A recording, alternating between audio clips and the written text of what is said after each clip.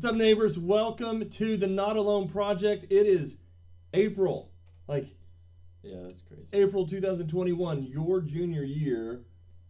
Almost over. But what I like about it, you're back in school. Yeah.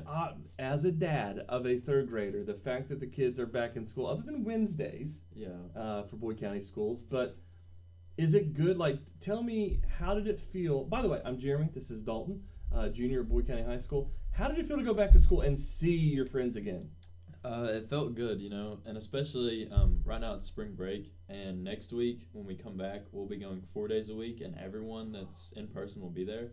So a lot of my friends were in the other 2 days because I was going Monday and Tuesday, and a bunch of other people were going Thursday and Friday, and a bunch of my friends were in there. But now we get to see everyone, and a lot of people that I haven't talked to in a long time I'm gonna see. That's good. And it feels good. I forgot. I didn't realize that. Yeah. I know elementaries went back to 4 days a few weeks ago, but you guys didn't. Yeah. So you are just now getting ready to be 4 days a week, seeing everybody. Now, a lot of other schools, they're already 5 days a week. Yeah, good for you. But, I mean, these guys haven't seen their friends in a while. I tell you something I have been aware of is you're on the high school fishing team. Yes. And you and your partner Jacob just did a great tournament. Mm-hmm. There's a national tournament or whatever. They missed it by 2 pounds. Yeah. 2 pounds of fish, which is for us is like a Friday evening at dinner. But out of those that you caught, you were close. So that's cool. Again, I've never in my life seen a fishing tournament, and I did like some of the Facebook videos and the award ceremonies and the weigh-ins. Yeah.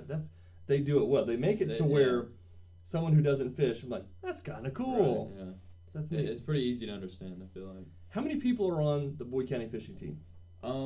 Well, there was 4 people that went to that tournament. Mm-hmm. It's 2 students per boat, but Is it a partner? You have a partner? It's you and a partner, and there's actually quite a few people on the fishing team, but not everyone gets to go to the tournaments because we only have so many boats. So if you have your own boat, then you get to go, or if you have a partner that has a boat, then you get to go. It's just that kind of thing. Boat's essential. Yeah. It's like playing baseball. Get your glove, man. Yeah, if you show up to practice without a glove, this is going to be hard. Yeah. So boats, listen, if you want to sponsor the local Boyd County fishing team, they need some boats apparently. And maybe you have a friend that's got that boat in the backyard. I'm sure they'd accept donations, which could help. That's kind of cool. Never thought I'd be a fundraiser for that moment. Well, so anyway, the Not Alone Project, what do we talk about? We talk about mental health. Essentially, this is a suicide prevention program. If you've followed us for the last 6 months, you know that. And we unashamedly talk about that. Dalton has told his story multiple times. He lost his cousin when he was a 6th grader. And it's been 5 years. And there are some pains that don't go away. And there are stories that need to be told. But a part of suicide prevention isn't just talking about stop committing the act of suicide. It's actually let's start promoting mental health. Right. And so, I was surfing the internet the last few days, and I found something we're going to talk about. Found this document. It was put out by the University of Michigan. Now, obviously, I'm not a Michigan sports fan that much. I mean, definitely not Ohio State fan, but given the two. Right. But this article meant a lot. I thought, man, this is a great deal. And so the University of Michigan, their health service department, put out this list that says the 10 things that you can do for your mental health. And these are tips to keep you on balance or maybe rebalance yourself. And Dalton and I just went through it before the show, before we started recording. Like, man, this makes sense. And sure, this was written for college students. Right. But gosh, it applies to you. Right, yeah. It applies to me, which I'm twice your age over that. So maybe it applies to everyone. And so we'll just talk through these 1 through 10, maybe make some examples. But guys, listen, I think this could help you. I think this could help everyone. So most important if you're in a rut.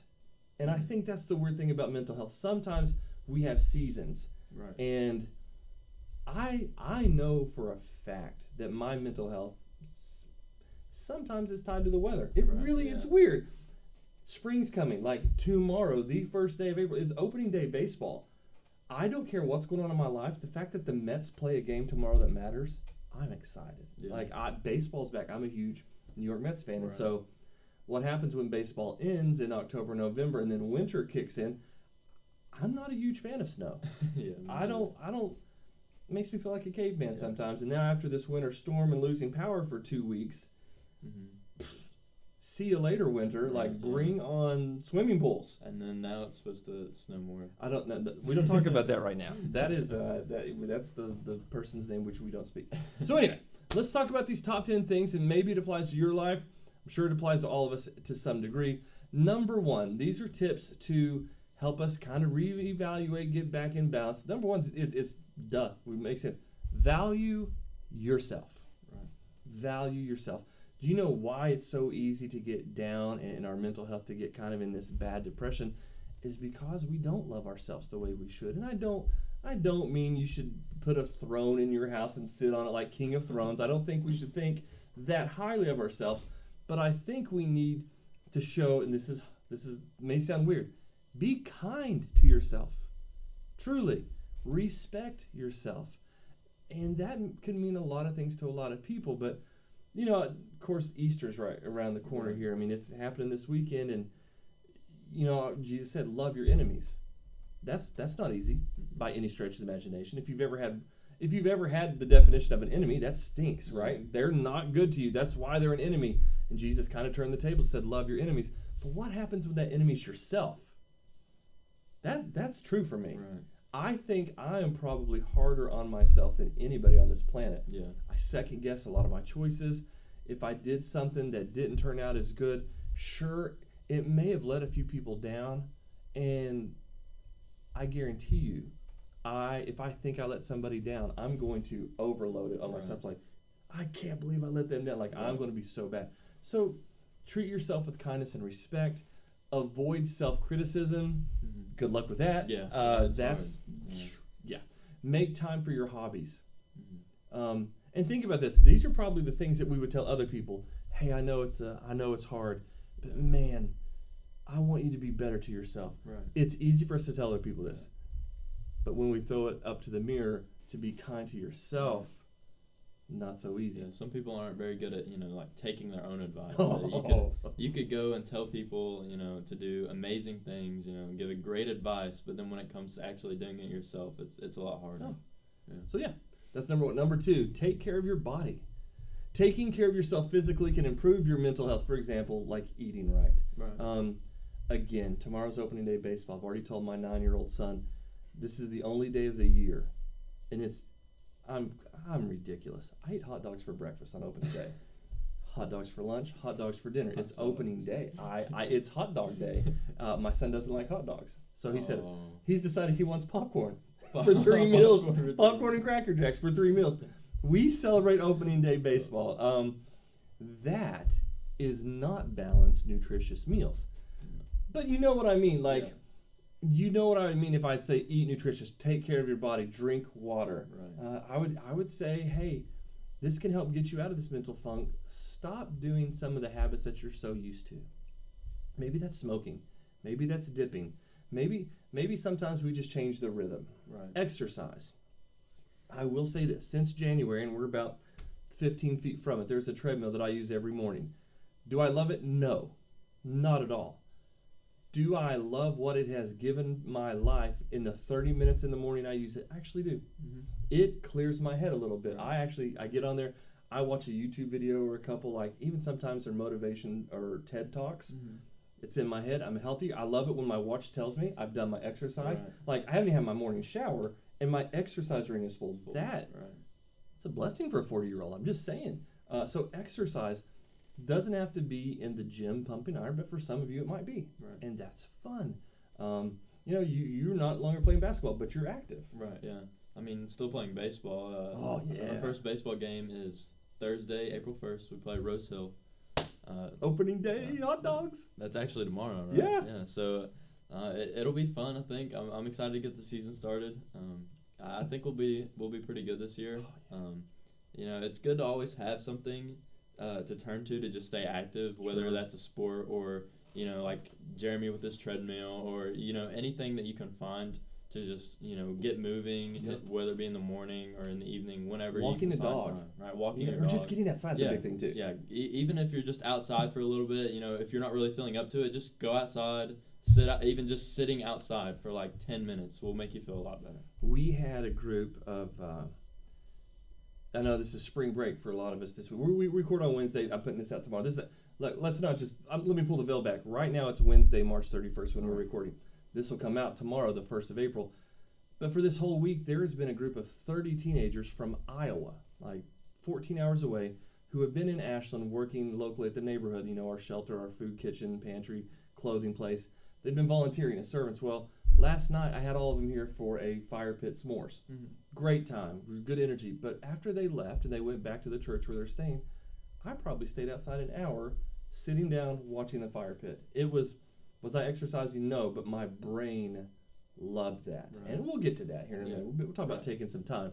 But you don't have to do amazing things to give your brain some space. Yeah. And we'll get there. Yeah. So, number 1, value yourself. Number 2, take care of your body. Number 3, this is important no matter what. I mean, we're talking about mental health, but number 3, surround yourself with good people. Mm-hmm. Let's just say, for example, you are on an airplane, and the airplane is flown by a pilot, but you're a passenger. You want to have a good pilot of that airplane. Never have ever got an airplane and be like, hey, how long have you been a pilot? He's like, well, actually, I'm in training, and the co-pilot's sick today, so this is going to be my first. No, I don't want that. I want people on my plane, especially the pilot, or for your case, you're going to be in a boat with somebody. Right, yeah. You probably want people in your boat that aren't poking holes in it. Yeah.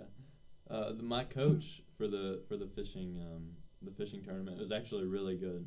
He put us on the fish. He was the one who basically did it all. All we were doing was, throwing them out there and catching them, which is still hard. But, he was there to kind of guide us in the right direction. And I think that's kind of what surrounding yourself with good people is like. You need people who are on the same path as you and can maybe even help you get back on your path if you get lost. Yeah, the best friends in the world are the ones who if you do make a mistake in life, and we all do, they pick you up quick and dust you off. Right. Like, that's important. They're not the ones that say, oh, look how messy you are. Well, I didn't do that. Look at Uncle Lion. Adults, students, children, be around people who don't just make you better, but encourage you to be your best self. Don't be around people who use you as their stepping stone of measurement. Well, Dalton didn't catch the big fish, so he deserves whatever, man. Like it says here, people with strong family, and family's important too. Right. Which is also an ugly other side of the coin. Sometimes we have toxic family members. Right. Just because they're your blood and they're your relatives doesn't necessarily mean they're good for you. Mm-hmm. And I can't speak to everybody who watches this, but I just know that as a fact that sometimes we feel that burden of being the best family member we can because, they're my mom or they're my cousin. They need me to do whatever. That might not actually be helping you. Right. And so be around good people. It's just healthy for you, right? Number 4, give yourself. This is one of my favorites because we're talking about volunteering. I know for me, I feel like I'm at my best when I'm trying to invest or help somebody else. And I don't do it selfishly for my benefit. I love the fact that I like to celebrate when people win. And if I can be a part of that, if I can help them, if I can encourage them, if I can give some of my time to help something be better, that is when I feel the most me. How can I help this organization? Maybe we're making a video, maybe we're whatever the case may be. Maybe it's just I can go down to the neighborhood and fold clothes, and that helps people. And what's crazy is the fact that folding clothes can help people. You don't have to be a NASA engineer, but if you give your time, and sometimes what happens is in the midst of folding clothes, somebody comes up for a conversation. I didn't know that was going to happen, but you end up having this chance to encourage that other person. And the fact that you were there and you showed up and you cared about somebody else through kindness and through love, they have a better day, and you know that your day was used for a bigger purpose. So I'm a big fan of volunteering, big fan of Sometimes I like to try to do stuff and not be seen. Like as far as I think one of the greatest feelings in the world is to give something and no one knows it's you. Right. And then so it's almost like when they find out it's on accident. Like I didn't know you did that. Like I didn't want you to. Yeah. Right. So you don't serve and you don't give for you to get the glory or the applause, but that's why I like teachers a lot. Right. When you see students succeed, a lot of that is from or coaches. A lot of it's from the influence of parents, teachers, and coaches. Mm-hmm. And it's almost like that's, graduation days are huge for me because I like to watch teachers be like, I'm so proud of that kid. I saw where they were. And now where they are. Oh, so any age, volunteer, be a friend, encourage that. Again, and this is weird, when we're focusing on someone else, sometimes our stuff doesn't seem so bad. Yeah. Especially if we're in this fog. And that's hard. Mm-hmm. It's hard to say, hey, if you're in a fog and you're in a funk and you're in this mental place, go love on someone else. But sometimes that equation doesn't make sense, but it works. Yep. That's one of those math equations where this plus this doesn't equal this, but sometimes it works out. Sometimes it works. So that's good. Number 5, learn how to deal with stress. I would love to learn this. Me too. I don't handle stress very well. I have a punching bag behind this wall. Don't use it a lot because now I'm old. My hands get sore. But like it or not, stress is a part of life. It really is. Mm-hmm. I think that's a statement in itself. Like it or not, stress is a part of life. It's coming. It may not be right now, but stress is coming. Practice good coping skills. What do you do when you get stressed? The worst thing we can do is probably implode on ourselves or blow up on others. Mm-hmm. What can we do from here's stress and here's blow up? What can we do in between that prevents? That's the question I'll ask. Yeah. What do you do? I think for me, one thing that helps a lot is I like to make a plan.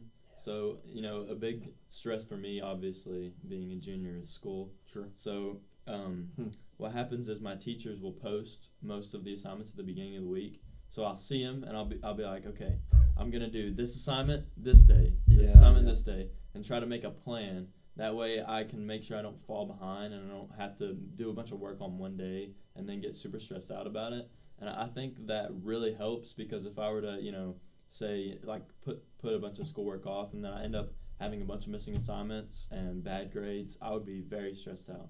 And I think that making a plan helps me cope with that a little bit. So time skills and then portioning makes sense. And so that makes so much logical sense for homework. But we can also translate that to mental health. What that tells me is this. You probably won't solve it in one day. Let's just be honest. Sometimes we get in that funk of doubt and depression and denial or whatever it is, but let's go ahead and admit to ourselves that there is no solution. Like it's just not going to disappear. We're not talking about rainbows and unicorns that fart sprinkles. We're just not. Like mental health is serious. And so maybe, like Dalton just said, and our next one's actually, we're going to talk about setting goals, but let's look, okay, this is where we are. We have 100% of funk to deal with. Right. Let's go 5% today. Let's see if we can go 20 days in a row of knocking out 5%. And then, you're not stressing yourself to do everything at once. Right. That's kind of like, how do you eat an elephant? One bite at a time. One bite at a time. And so let's not do everything at once, but let's take some time and let's be consistent. Maybe that's what's going to work. So for stress, just know, if there was a Tai Chi exercise nature walk that's going to fix everything, I would tell you to do it. Yeah, right. Maybe you should try it. What are these things that you can do that eliminates 5% at a time? Let's see what works. Number 6, quiet your mind. Yep. Probably one of my favorite answers, but also probably one of the most improbable for me. My mind is screaming at all times and from multiple directions. And so the University of Michigan says, try meditating. Mindfulness and prayer, relaxation exercises can improve your state of mind. You know what? I know that's true. Right. I know that's true. Like last night at the fire pit, I wasn't meditating. Actually, I was listening to music that kind of got into prayer, but I wasn't like having a church service. Right. I was just sitting watching something beautiful, in my opinion. It was the stars were incredible last night. Like it was a black sky, a lot of stars, and here I am at this crackling fire, which is a soothing noise to me. I smelled terrible. That's the one thing about fire pits, Right. You always have to take a shower afterwards, but I was like soaking it anyway. I didn't care. And then also have this ability that no matter where I'm sitting around a fire pit, the smoke's always on me. Yeah. Magnetics to smoke, I guess. So I wasn't happy with that, but I could block it out. But that was my mind being quiet for a little bit. It's just, you know what? My 2 sons are asleep. My wife's in bed. This is a good quiet moment. And for all the busyness of the world, I could settle in the crackling of burning wood. And it was great. So quiet mind. And then let's get to number 7. Set realistic goals. You touched on that. Goal setting is great. And we're not talking like your first step shouldn't be to the moon. Right. Like the key word here is realistic. Like let's set realistic goals. What can you do today that helps you get closer to that goal 5 years from now? It's not so bad if you think of it from day to day, because you don't have to change the world every day. You can just change a few steps, which ultimately come together to change that world. So academically, you can study differently. You know, you set aside time. Yeah, I think it's that feeling of accomplishment that makes me feel better a lot, because you know, a lot of people, they think that to feel accomplished you have to do something big. But for me, even just doing an assignment, like doing one assignment, or even, you know, getting up and eating breakfast in the morning can be a goal that or you just set getting for out yourself. of bed before noon. Getting out of you bed know, you're a before noon. teenager. Right, so sometimes that gives you that feeling of accomplishment. You know, I did something good for myself today, and that's something to be proud of. I'm addicted to the check mark. Yeah. Like I make lists, and there is a very fulfilling achievement when you check it off. Or maybe you mark it off. But there's always, my wife makes fun of me sometimes because I'm like, hey, I got that done. She'll just look at me and go, check, because she knows that's where my mental capacity is. But I like that. I mean, maybe it is going to the grocery store. Maybe it is getting eggs and milk. Right. But you did it. I mean, let's not play it off like it didn't. You know, the chicken didn't fly here itself and lay all those eggs, and the cow didn't come give you milk. You went to, you did it. It was necessary, and you did it. Celebrate. I think that's another thing that's not actually on this list. Set realistic goals, but then celebrate when you achieve them. Celebrate. Yeah, man. Like from the smallest to the largest, and then also when we think about how we treat others, let's celebrate their goals too.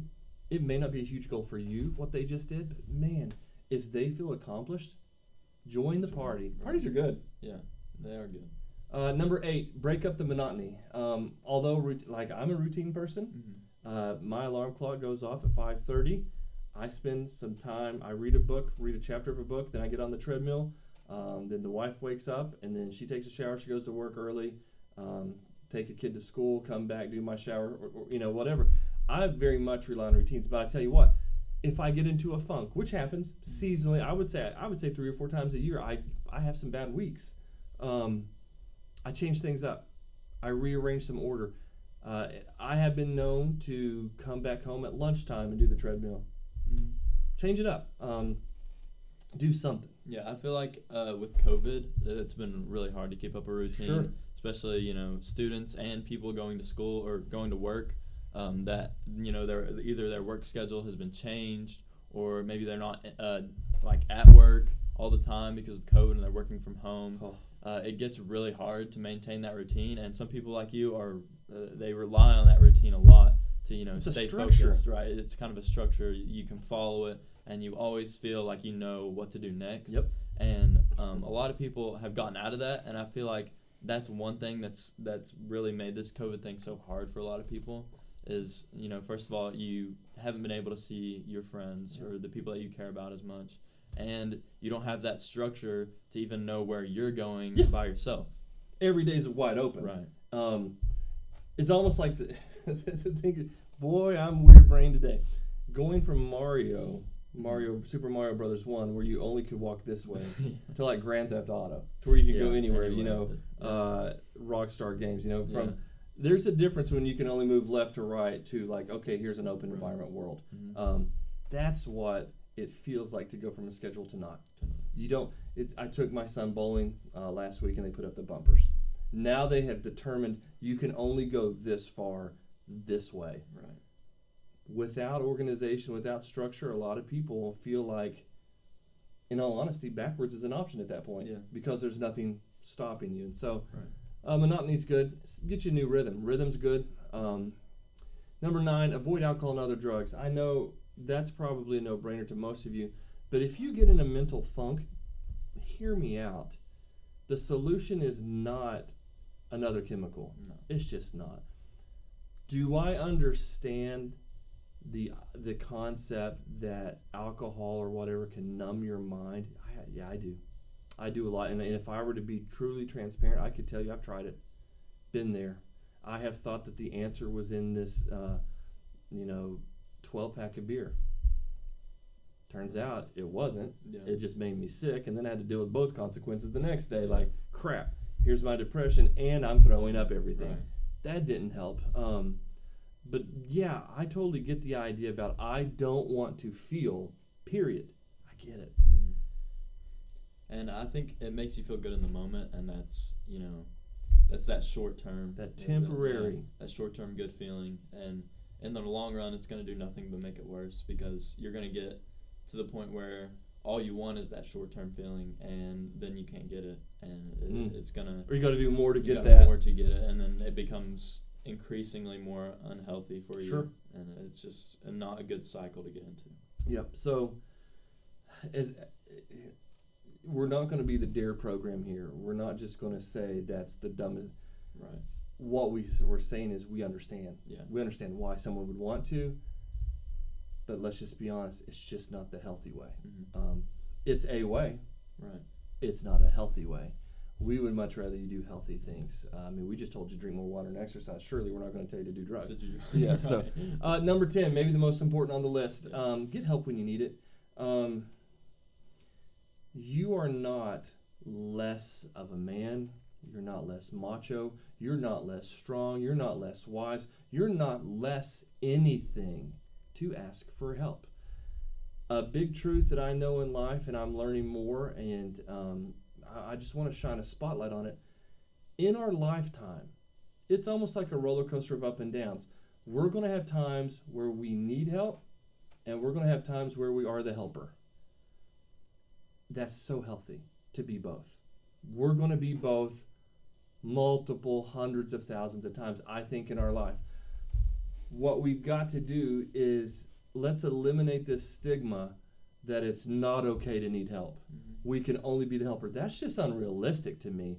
I love helping people, but I mean, I got to be honest. There are times I need help too. Right. But it doesn't make me less of a man. It doesn't make me less of a husband. It doesn't make me less of a father.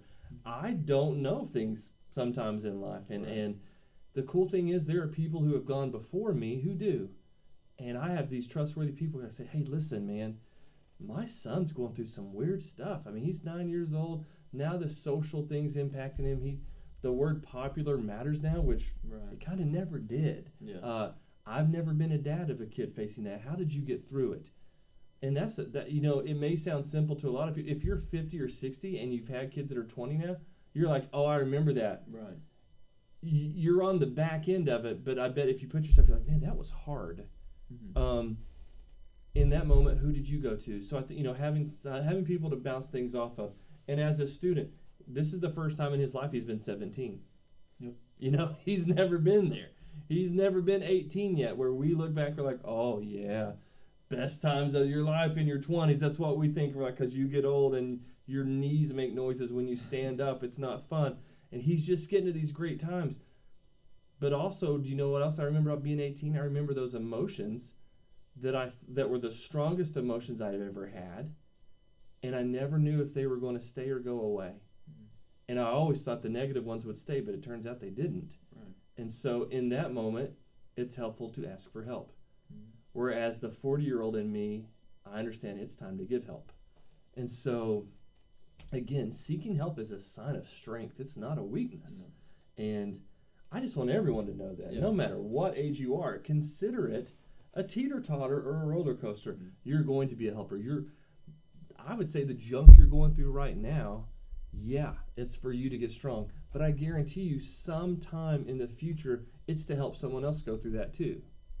Yeah, I think it's important to remember that you're not an expert on mental health, even though you may think you are. Yeah.